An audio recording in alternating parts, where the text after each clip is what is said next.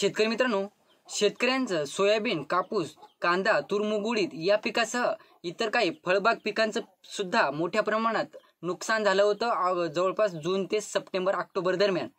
तर जे शेतकरी यासाठी पात्र होते त्या शेतकऱ्यांना निधी काही मंजूर झाले होते। काही फळबाग पिकांसाठी जे नुकसान झालेलं होतं त्यासाठी शेतकरी अद्यापही नुकसानीच्या प्रतीक्षेत होते। त्यावेळेस शेतकऱ्यांनी काय केलं, तातडीने नुकसान भरपाईची मागणी केलेली होती। तर या मागणीला यश आलेलं आहे मित्रांनो। शेतकऱ्यांच्या फळबाग पिकांसाठी किंवा कापूस, सोयाबीन, तूर, मूग, उडीद त्याचबरोबर कांदा पिकासाठी नुकसान भरपाई ही मंजूर झालेली आहे। तर ते विभाग कोणते आहेत, त्या विभागातील जिल्हे कोणते आहेत, त्या जिल्ह्यातील किती शेतकरी यासाठी पात्र आहेत आणि कधीपासून या रक्कम शेतकऱ्यांच्या खात्यावर ह्या वितरित होणार आहे त्याविषयीची सविस्तर माहिती आपण आजच्या व्हिडिओमध्ये क्लिअर करण्याचा प्रयत्न करणार आहोत। तत्पूर्वी जर चॅनलवर नवीन असाल तर चॅनलला सबस्क्राईब करा आणि समोरील बेल आयकॉन बटन आहे ते दाबायला विसरू नका। तर नमस्कार मित्रांनो, मी राज सूर्यतर, स्वागत आहे कृषीमॅन यूट्यूब चॅनलमध्ये। मित्रांनो, आपण एकंदरीत वारंवार व्हिडिओच्या माध्यमातून बघत आहोत की बाबा शेतकऱ्यांच्या नुकसानीचे जे रक्कम आहेत त्या शेतकऱ्यांच्या खात्यावर 31 मार्च पूर्वी वितरित होणार आहे अशा वारंवार आपण व्हिडिओच्या माध्यमातून अपडेट घेण्याचा प्रयत्न करत आहोत। परंतु मित्रांनो, जरी 31 मार्च पूर्वी हा निधी शेतकऱ्यांच्या खात्यावर वितरित होत असेल तरी सुद्धा शेतकऱ्यांच्या खात्यावर एक्झॅक्ट कोणत्या तारखेला हा निधी शेतकऱ्यांच्या खात्यावर जमा होऊ शकतो, म्हणजे काही शेतकऱ्यांचे जे निधी येणारे आहेत त्या निधीमध्ये काहीतरी कामं ठरलेली असतात। मग त्या शेतकऱ्यांना प्रश्न पडले बाबा कधीपासून त्या गोष्टी सुरू करावं किंवा कधीपर्यंत आमच्या खात्यावर या रक्कमा जमा होतील। तर मित्रांनो, शेतकऱ्यांच्या जे कापूस, सोयाबीन, कांदा, तूर, मूग, उडीद या पिकासाठी हे नुकसान झालेलं होतं तर त्या नुकसानीपोटी 590,15,99,000 रुपयांचा निधीला मंजुरी देण्यात आलेली आहे आणि हे निधी शेतकऱ्यांच्या खात्यावर हे वितरित होण्याला देखील सुरुवात होणार आहे। तर यामध्ये विभागीय आयुक्तांच्या प्रस्तावानुसार राज्य सरकारने निधी वितरणास 18 मार्च रोजी मंजुरी दिलेली आहे, म्हणजे 18 मार्चला याचा GR काढण्यात आलेला आहे। तर या निधीची मंजुरी देण्यात आलेली आहे। तर अमरावती विभागासाठी ऑगस्ट 2024 आणि ऑगस्ट ते सप्टेंबर 2024 या विभागीय प्रस्तावानुसार 524,84,00,00,000 रुपयांचा निधी हा मंजूर करण्यात आलेला आहे आणि यामध्ये अमरावती विभागातील 4,09,559 बाधित शेतकऱ्यांना हा निधी वितरित करण्यात येणार आहे।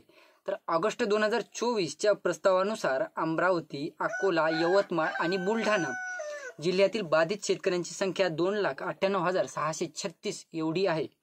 तर ऑगस्ट ते सप्टेंबर 2024च्या प्रस्तावानुसार अमरावती, अकोला, बुलढाणा आणि वाशिम या विभागातील या जिल्ह्यातील 1,10,923 बाधित शेतकऱ्यांची संख्या आहे। तर यामध्ये सर्वाधिक यवतमाळसाठी 241,18,52,000 रुपयांचा निधी मंजूर करण्यात आलेला आहे। तर अमरावती जिल्ह्यासाठी 77,15,35,000 रुपयांचा निधी, तर अकोला जिल्ह्यासाठी एकंदरीत जिल्ह्यासाठी 79,48,51,000 रुपयांचा निधी, तर बुलढाणा जिल्ह्यासाठी बघायचं झालं तर 51,70,85,000 आणि शेवटी वाशिम जिल्ह्यासाठी बघायचं झालं तर वाशिम जिल्ह्यातील शेतकऱ्यांसाठी 73,87,61,000 रुपयांचा निधी हा शेतकऱ्यांना मंजूर करण्यात आलेला आहे।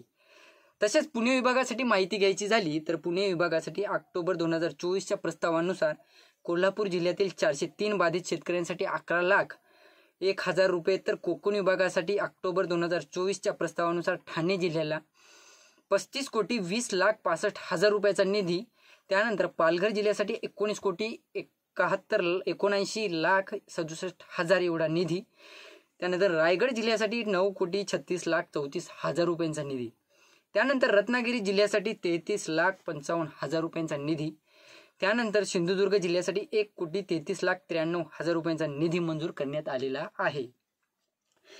त्यानंतर पुणे आणि कोकण विभागासाठी माहिती घ्यायची झाली तर या जिल्हा विभागासाठी 64,15,24,000 रुपयांचा निधी मंजूर करण्यात आलेला आहे। कोकण विभागातून आणि पुणे विभागातून तुम्ही देखील असाल तर तुमच्या खात्यावर देखील हा निधी मंजूर झालेला वितरित होणार आहे। तर एकंदरीत बघायचं झालं तर राज्यात ऑगस्ट-ऑक्टोबर या दरम्यान अतिवृष्टीने शेतकऱ्यांचं मोठ्या प्रमाणात नुकसान झालेलं होतं। पंचनामे करण्यात आले, शेतकऱ्यांचे जवळपास पंचनामे झाल्यानंतर त्यांचं ते नुकसान ठरवण्यात आलं। पीक कापणी प्रयोगानंतर शेतकऱ्यांच्या नुकसानीग्रस्त टक्केवारी ठरवण्यात आली। पीक कापणीचा जे प्रयोग आहे त्या प्रयोगानंतर शेतकऱ्यांचं नुकसान ठरवण्यात आलं आणि या नुकसानीच्या टक्केवारीनुसार शेतकऱ्यांना मदत वितरित करण्यात येणार आहे। तर एकंदरीत पीक कापणी प्रयोगात 100% नुकसान झाले तरच विहित दरानुसार शेतकऱ्याला मदत दिली जाते, अन्यथा नाही असं देखील सांगण्यात येत आहे। तर तुम्ही देखील हे जे मी विभाग सांगितले, हे जिल्हे सांगितले, त्या जिल्ह्यातून असाल तर मला कमेंट करून सांगा जर तुमच्या खात्यावर या रक्कमा वितरित झाल्या असतील तर एकंदरीत बघायचं झालं मित्रांनो, तर बरेचसे निधी शेतकऱ्यांच्या खात्यावर वितरित होण्याला सुरुवात झालेली आहे. तुम्ही देखील काही शेतकरी KYC करून वेटिंगला असाल, तुम्हाला देखील ह्या रक्कमा जमा झालेल्या नसतील, KYC करून 1 ते 2 महिन्याचा कालावधी लोटलेला असेल, ते सुद्धा मला कमेंट करून सांगा. आणि तुमच्या खात्यावर जर रक्कमा जमा झाल्या असतील ते सुद्धा मला कमेंट करून सांगा, जेणेकरून इतर शेतकऱ्यांना सुद्धा याचा फायदा व्हायला मदत होईल.